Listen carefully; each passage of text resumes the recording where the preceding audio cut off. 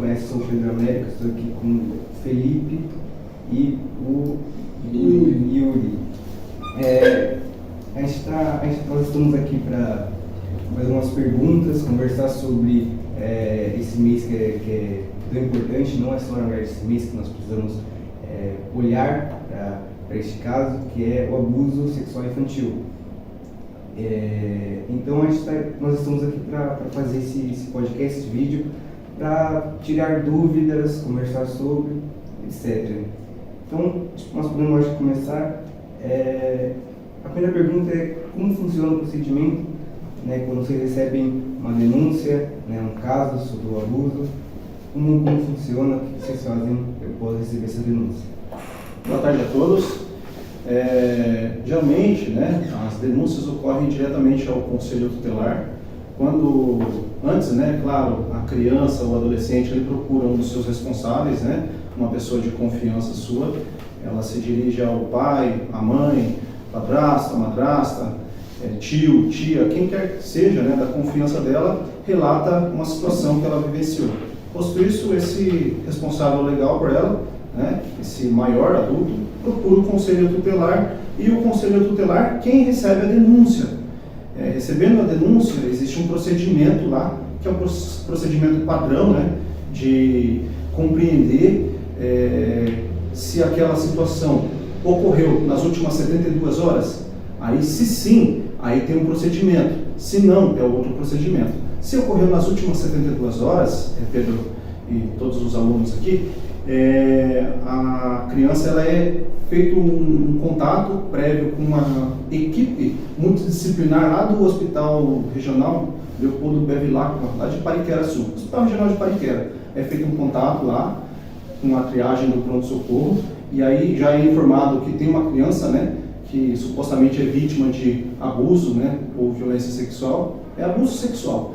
E aí é feito um encaminhamento para lá. Chegando lá, é feita uma tratativa, né, é feito toda uma avaliação com uma equipe formada por pediatra, psicólogo, assistente social e outros mais, né? Depois, essa criança retorna para o município. Posterior a isso, né, a criança já é encaminhada, né, o responsável já é orientado a fazer o boletim de ocorrência da situação na Polícia Civil, porque, a princípio, a gente quer prevenir a vítima, né, resguardar a vítima.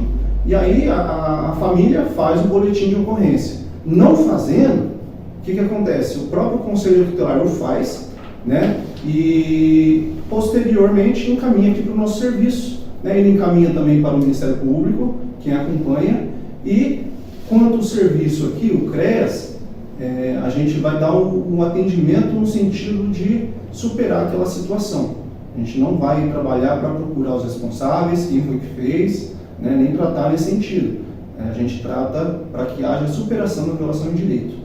Eu acho que vai ter mais questões à frente, né, mas aí é feito um trabalho, né, junto com o Ministério Público, às vezes é ajuizada uma ação, né, no judiciário, e faz um trabalho em rede, né, que se chama. O que é essa rede?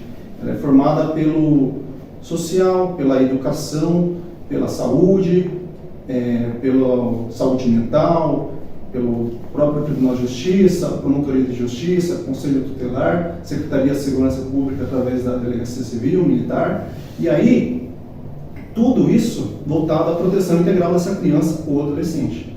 E aí é esse mais ou menos o papel, né, dessa rede de proteção. Eu acho que eu coloquei até coisas a mais aí, mas para ficar fácil compreensão. Tudo bem? Sim, entendi. E agora, os abusos na região em si, né? Nós vemos, falando estatisticamente, como funciona, qual é a estatística da nossa cidade, da região, não sei se vocês pegam de regiões vizinhas, se tem muito, por exemplo, tem faixa etária, alguns exemplos da região em si. Olha, eu não vou saber precisar para você agora a faixa etária por situação, né? Mas nos últimos 5 meses, né? Nos últimos 4 meses, de janeiro até abril, a gente recebeu aqui 15 casos de abuso sexual. Dentre eles, um caso também configura exploração sexual, que é quando a criança, né, é utilizada por meio do seu responsável para obter vantagem, ou seja, qualquer forma de vantagem, seja dinheiro, seja alimentação, seja moradia. E eu vou dizer aqui para você os bairros, né, que mais tem essa situação, né, tem todos os bairros, tá, do município. Só para filtrar aqui, bom, eu não estou conseguindo aqui abrir agora, mas o bairro Jardim Holanda, né, Santa Rita e Oliveira Barros são os casos que mais acontecem essas situações. Tá? Eu não vou dar mais detalhes porque às vezes as pessoas poderão estar querendo saber quem são essas pessoas, né, para tentar identificá-las, e a gente tem que prezar pelo sigilo dessas situações. Você acabou de falar que muitas vezes podem acontecer casos de a pessoa, adolescente, criança, com abuso em si, denunciar por interesse, né, tentar conseguir algo. Isso acaba prejudicando, por exemplo, um abuso real, um caso de abuso real? Não, o que eu falei não é denunciar por interesse. Exploração sexual é uma forma, né, da violência sexual, onde o pai, né, ou a mãe, ou a madrasta, ou o padrasto, ou a avó, ou o avô, por exemplo, vou desenhar aqui, a avó está com a criança, né, e ela conhece o vizinho lá, que o vizinho é amigo da família.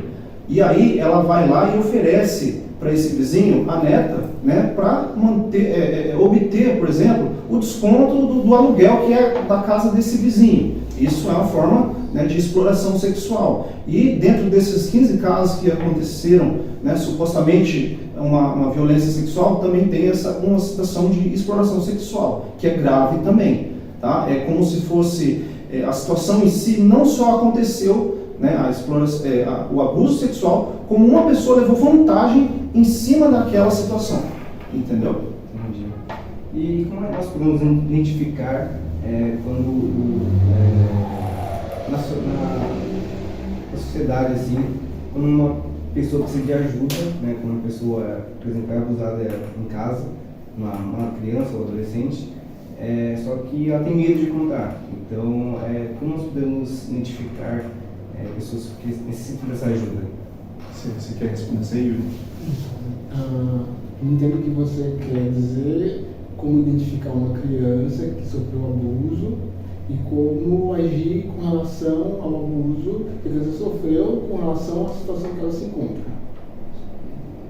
Assim, falar de subjetividade humana é bem difícil, né? Se for considerar a primeira infância, a criança do 1 aos 6 anos de idade aproximadamente, ela tende a parar de fazer as coisas que ela fazia com frequência, como brincar, passa a ter dificuldade nas relações interpessoais com a família, ou ela tende a ficar mais agressiva que o normal. Então ela vai responder de uma forma mais perceptível, porque uma criança, geralmente a criança da primeira infância tem dificuldade de esconder os seus sentimentos, a sua dor, o que ela vivencia.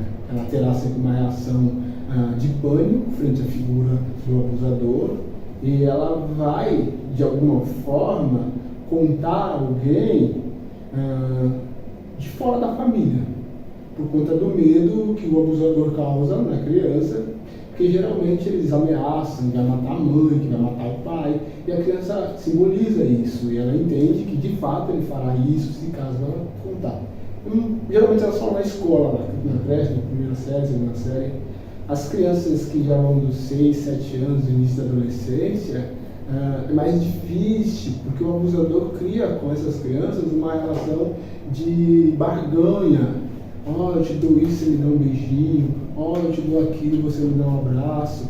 E nessa barganha ele vai até conseguir, de fato, consumar o ato. E a criança tende a sentir muito medo, muita culpa, muita vergonha. E a relação dela com o mundo vai mudar, assim, vai ficar depressiva, ela vai ter problema de dormir, ela vai ter problemas sérios na escola, ela vai se afastar dos amigos homens, ou caso ela vai se afastar das amigas, e ela vai se isolar.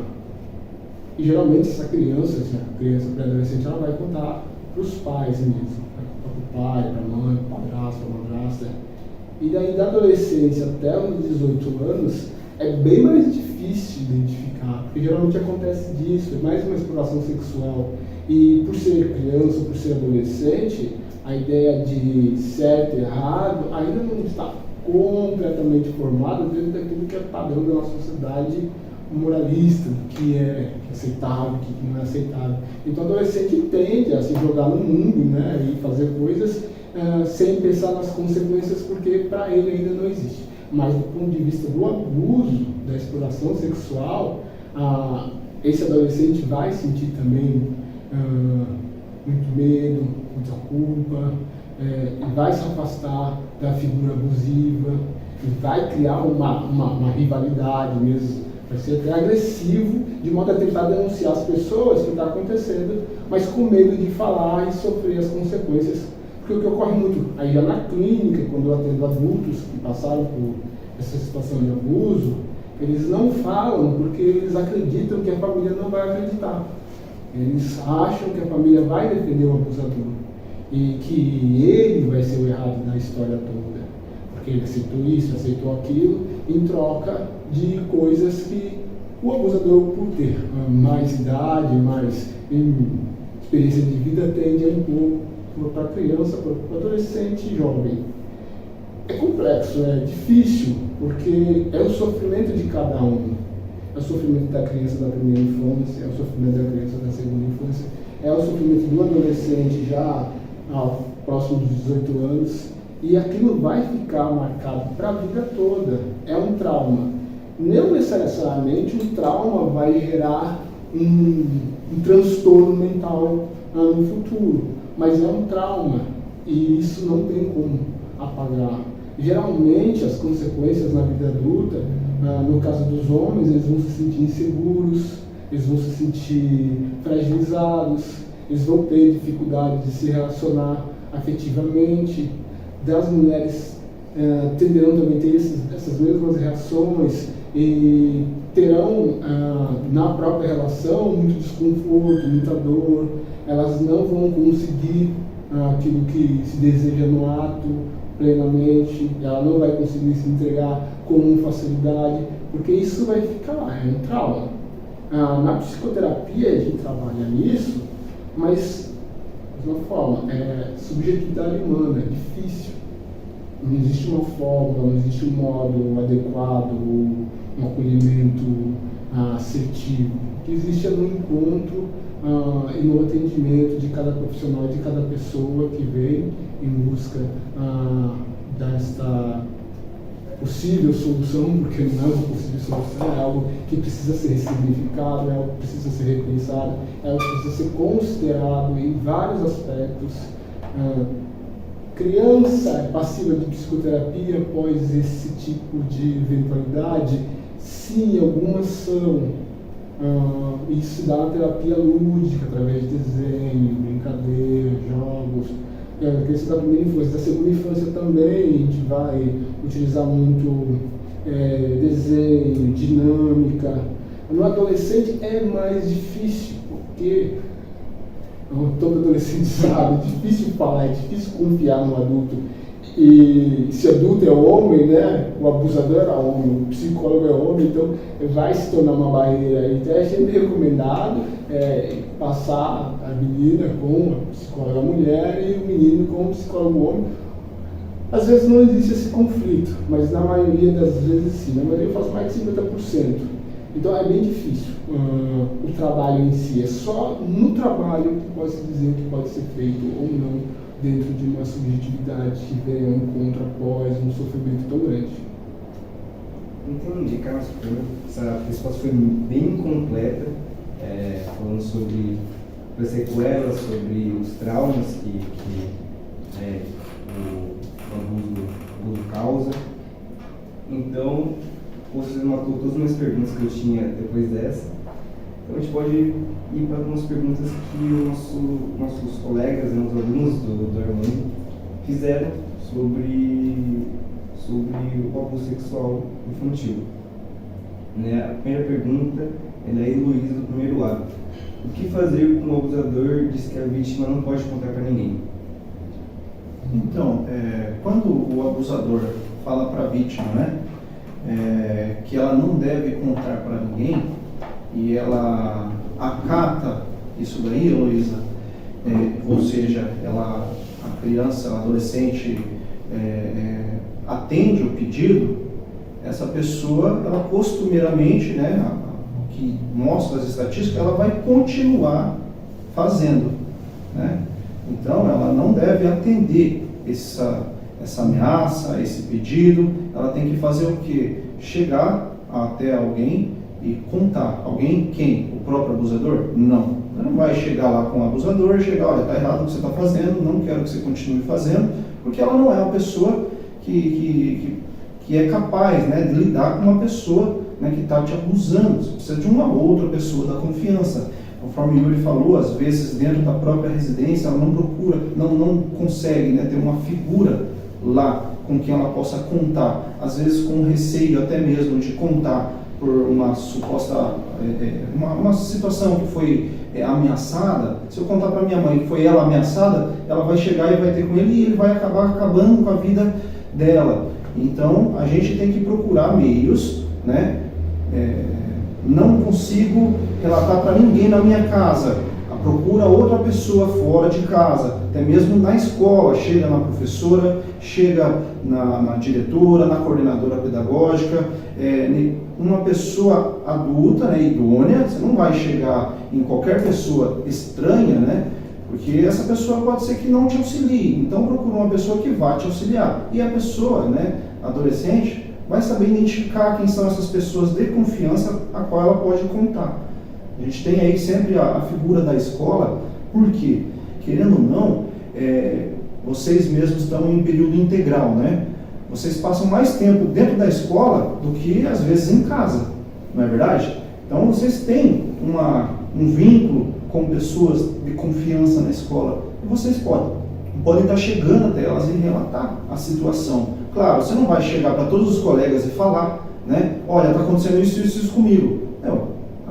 A situação, às vezes, que pode ser para ajudar, mas pode ser que atrapalhe. As pessoas vão fazer chacota, né, bullying. Então, leva para uma pessoa só, de confiança, de forma sigilosa, né, e essa pessoa vai te auxiliar.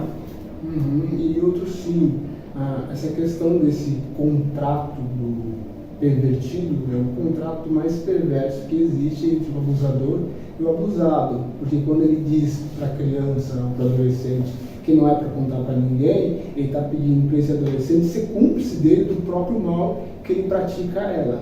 Então, é a perversão do pervertido, e dado essa situação, quem de alguma forma tiver contato, é um contrato que tem que ser rompido, inquestionavelmente considerado, de modo que, se ele disse isso, é porque ele tem medo. É porque ele sabe que a criança, o adolescente vai contar. E aí, por conta desse medo, que é um medo persecutório do mal que ele fez, ele tenta afirmar com a vítima esse contrato. Não conte para ninguém. E aí a vítima tende, na hora, no momento do ato, até aceitar a cláusula. Tá bom, mas é bom saber que esse é o contrato final. Dito isso, tem que falar. Porque não tem mais como ele ameaçar, não tem mais como ele criar qualquer tipo de possibilidade de dano além do dano que ele já causou. Agora a segunda pergunta é da Chayara, do primeiro A. Existe algum tipo de código para fazer a denúncia de forma não explícita?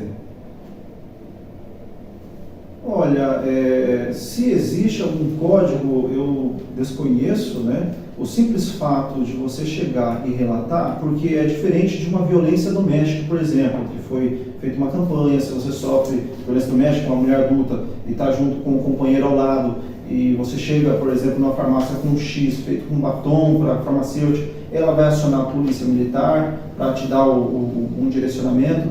Com criança e adolescente é diferente. Por quê? Porque ela é uma pessoa que está vulnerável, ela não tem como decidir por si só, então ela tem que contar com o apoio de uma pessoa adulta, né? Claro, que ela possa dirigir, sim. Aconteceu um caso agora recentemente, no município de uma criança correr atrás de uma viatura da Polícia Militar para relatar uma situação de abuso sexual. Agora, próximo agora, mas a pessoa que sofreu, ela não vai ficar esperando aparecer uma viatura, né? Ela tem que chegar e relatar, conversar sempre com os pais, né, com os responsáveis, se foram esses quem fizeram essa prática, né? Porque diferente da mulher vítima de violência doméstica, que convive com a pessoa, está com ela sempre, o violador, às vezes, não está no momento da escola, não está no momento... Então não tem por que eu chegar no professor e fazer um gesto comunicando que eu estou sofrendo abuso sexual. Claro, o professor sabe observar o comportamento, mas muitas vezes, né, é muito subjetivo apenas observar um comportamento, porque é uma situação bem complexa, o abuso sexual. E aí compete, claro, a pessoa, né, que ouviu essa situação, havendo qualquer suspeita, ela já dá o devido encaminhamento ao Conselho Tutelar. Então, código eu desconheço. Você conhece algum código? Não é um código, realmente não existe um código em si. Na relação abusador-abusado, há barganha. Então, a criança, o adolescente, vai passar a receber presentes fora de época, do tio, do primo, do amigo, do professor, seja lá de quem for, e a família vai questionar, né? Ou o abusador vai sempre, deixa eu passar o final de semana lá em casa, meus filhos vão estar lá, eu vou levar, depois eu trago, eu cuido, isso. E a criança geralmente não sabe dizer não e nem sabe dizer para a família o que está acontecendo. Então a família pode identificar isso, né? Não só a família, os amigos também. Quem te deu isso? Foi meu tio, a semana passada ele te deu aquilo, agora ele te deu isso também. Ele é bonzinho demais. Né? Não generalizando, é claro. Mas qualquer presente fora de época a um adolescente, por um adulto, a uma criança, por um adulto que não tem um grau de parentesco não tem tão próximo com pai, mãe, avó e avô, mesmo assim, né, da nossa situação econômica, é um sinal de que alguma coisa está acontecendo. A terceira pergunta é do Alan, do 8º B. Qual a punição para esse tipo de crime? Olha, Alan, o que acontece, né? Para a pessoa que praticou violência sexual, qualquer que seja, né, abuso sexual com estupro de vulnerável, que é a conjunção carnal com criança, adolescente, né, até 14 anos, né, ou superior a isso, né, dos 14 a 18, sem o consentimento, né, da pessoa, também configura estupro de vulnerável, corrupção de menores, assédio sexual, importunação sexual. Existem várias formas de punições, né? E aí varia de reclusão, né? Prisão, de 4 até os 15 anos, mas depende da pessoa, do juiz, da comprovação dos fatos, né? Mas sempre a gente tem que estar atento ao quê? Eu quero com isso fazer o quê? Punir o agressor? A esperança é que ele seja punido, né? Sofra o castigo que a lei determina, né? Porque o que ele fez é errado. Mas o nosso papel, enquanto assistência social, enquanto órgãos, né, na promoção de direitos, no sistema de garantia de direitos, é que a vítima, né, ela seja, sim, atendida em todos os seus quesitos, né, para que ela supere essa situação e não venha a ocorrer novamente. Claro, você está preocupado com o agressor. Esperamos que seja atingido o objetivo da justiça, né, seja feita a justiça, mas tem essa questão aí, de 4 a 15 anos. Parece que é pouco, né? A gente pensa, não, tão pouquinho, então não compensa denunciar. Não, claro que compensa. Por quê? Porque esquece o agressor, a gente vai trabalhar a vítima, né, com apoio do Ministério Público, eles solicitam, caso seja necessário, a medida protetiva da criança, do adolescente, do afastamento desse suposto agressor, porque tudo trabalha-se com suposição, né, porque só quando o ato é flagrado, aí sim, aí há a prática do crime em si. E a gente não se apega, né, à pena, né? Interessante essa questão da nossa sociedade, que eu sempre entendo como algo vergonhoso, porque o estuprador, né, ele é pessoa aquela pessoa estuprou a mulher, lá vai na delegacia, ele vai ser preso, e ele que prove que é inocente. São os valores da nossa sociedade. Não existe um nome para o abusador de criança, pedófilo. Então vamos pensar um pedófilo como uma pessoa que tem um transtorno de caráter e que precisa ser punido nos rigores da lei. A pedofilia é crime, então chame sempre ele de pedófilo,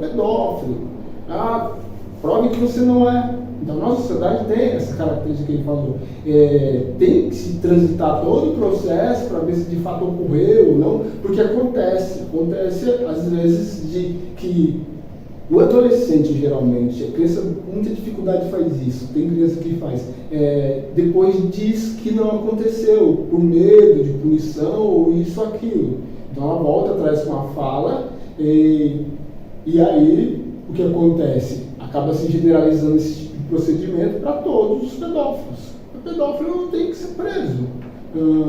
Tem que ser um crime hediondo, como o crime de latrocínio, tráfico de humanos, enfim, cárcere privado, tortura. Só que a nossa sociedade não tem essa concepção ainda, talvez por causa da morosidade e tantas outras coisas, que deveriam ser especificadas de modo que todo mundo pudesse ver, aquele é veneno, né? Aquele é um pedófilo.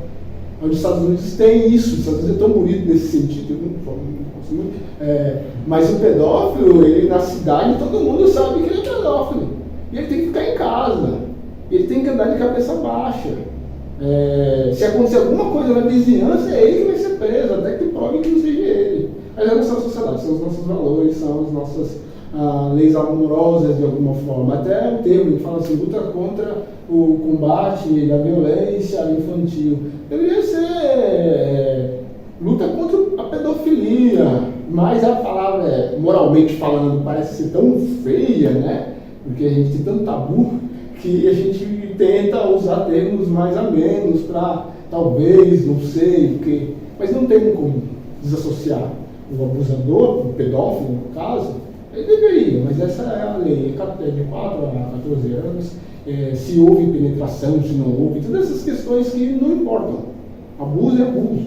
Abuso é abuso e causa traumas, né? E a gente está aqui para fazer esse acompanhamento, né, social da família, né? A gente, conforme Yuri falou até da rede de saúde mental, que às vezes precisa-se, através do acompanhamento, é encaminhado, né, para a rede de saúde mental, a criança vai lá passar por terapia e tudo mais, né? Mas voltando à questão, existe pena sim para essas pessoas, né? Varia de 4 a 15 anos, às vezes tem alguns casos que aumenta-se mais ainda, né, por ser praticado contra a criança e adolescente, porque a lei ela é branda, né? Vai para todas as esferas. Aí, deixa eu só, que está carregando aqui, tem eu acho, que vai de 10 a 20 anos, né? Se acontecer o estupro de vulnerável, né? Aconteceu mediante lesão, né? E também se resultar em morte, né? Que nem é o caso, tá? Da criança, eu acho que você já deve ter visto a respeito, a Araceli, o caso dela foi uma comoção nacional, resultou em morte, ela foi violentada e abusada até a morte, lá no Espírito Santo. Na época, só para vocês terem noção, né, é como se fosse uma comoção nacional, como se fosse uma situação que a gente viveu atualmente. Eu acho que se eu falar do menino Bernardo, vocês não vão lembrar. Mas o caso Lázaro, aquele cara que estava invadindo propriedade lá e supostamente agredindo e matando pessoas, vocês ouviram falar? Foi uma região do interior, lá de Goiânia, Minas Gerais, né? Todo mundo ficou sabendo. Na época também, essa situação com a Araceli, todos ficaram sabendo, né? Foi uma comoção nacional.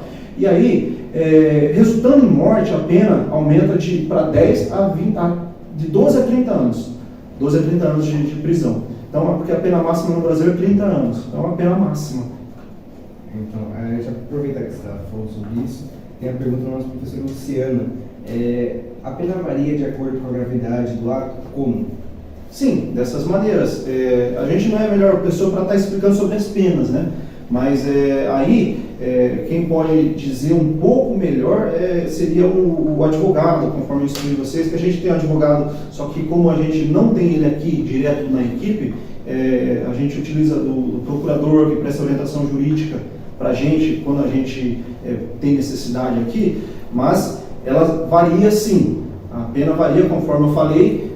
Tem casos de estupro, tem casos de corrupção de menor, tem casos de importunação sexual, tem casos de assédio sexual. Todas essas formas de violência sexual, elas têm uma pena diferente. E aí, se acontece contra uma criança ou adolescente, aumenta-se a pena, às vezes, na terça parte e até metade. Por exemplo, se ela é de 4 a 8 anos, né? Vai de 4 a 8 anos, eu estou aqui com o Código Penal aberto, aí facilita um pouco, mas 4 a 10 anos, ela aumenta da terça parte, né, até metade, se for contra criança, né, menor de 12 anos e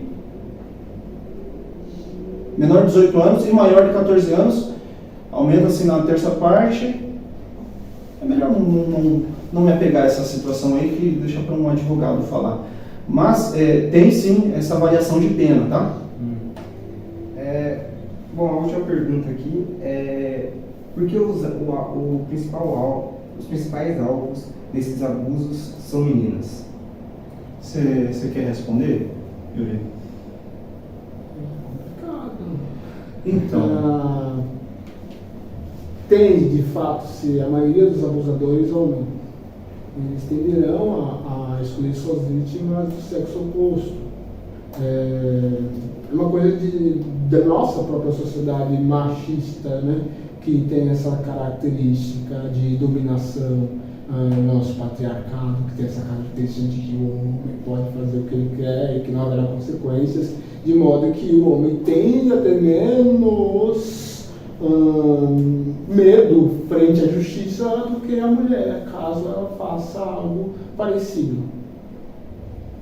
Entendi. Bom, eu acho que não tem mais uma pergunta, quer dizer, vou perguntar agora para a comissão de direitos humanos que está aqui atrás de mim, se alguém tem alguma pergunta, antes de nós encerrarmos. Existe pena para quando é denunciado anos depois? Ou é só o tratamento da vítima? Então, quando é feito anos depois, né, conforme eu falei, ultrapassando o tempo de 20 anos, salvo engano, prescreve, né? E aí, eu não sei te precisar se a pessoa consegue um afastamento de corpos, né, mediante a justiça, porque aquela pessoa, por mais que ela já seja adulta, né, na infância ou na adolescência ela sofreu um abuso, né?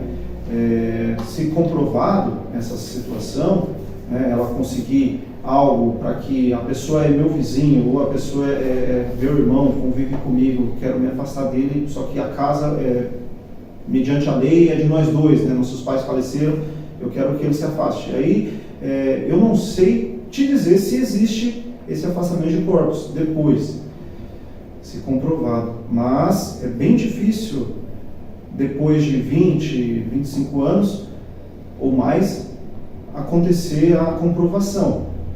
Mas antes desse fato existe pena sim, só que precisa comprovar. Entendeu? Existe a pena é a mesma. Mais alguma pergunta?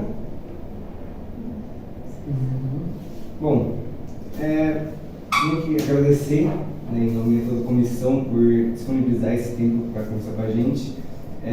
Foi legal, foi interessante essa conversa, bem que foi um assunto até meio pesado, mas é algo que tem que se falar, não só por trás esse mês, algo que tem que falar todos os dias, porque é algo muito importante, a conscientização das pessoas para a denúncia, para tomar coragem, né,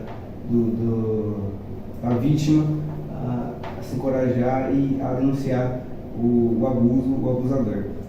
Bom, muito obrigado, Felipe, muito obrigado, Yuri, pela disponibilidade de novo. Eu gostaria de deixar um recado para os adolescentes, né? E também crianças, eu acho que tem crianças, 11 anos. 11 anos começa lá o 6º ano, né? Então, crianças e adolescentes da APEI Armando Gonçalves, caso aconteça qualquer situação com vocês, né? De tocarem nas suas partes íntimas, pedirem para você tocar nas partes íntimas dele, né? Uma pessoa, quem quer que seja, né? Amigo, se é estranho, se é o tio, avô, a avó, o treinador, a professora, o professor, ou até mesmo o pai, a mãe, tá? Isso é violência sexual, tá? Isso é abuso sexual. Você pode contar para alguém, tá? Da confiança de vocês essa situação, e essa pessoa, claro, vai tomar a medida cabível. Caso ela não saiba como proceder, a escola sabe proceder, encaminhamento à rede, né? Vai iniciar lá pelo Conselho Tutelar, né? Do município, e aí o Conselho Tutelar vai dar a devida. Então, conte a situação que acontece com vocês, né? Sempre converse com os pais, os responsáveis de vocês, porque, querendo ou não, gente, às vezes a gente só pensa em contato físico, por exemplo, né?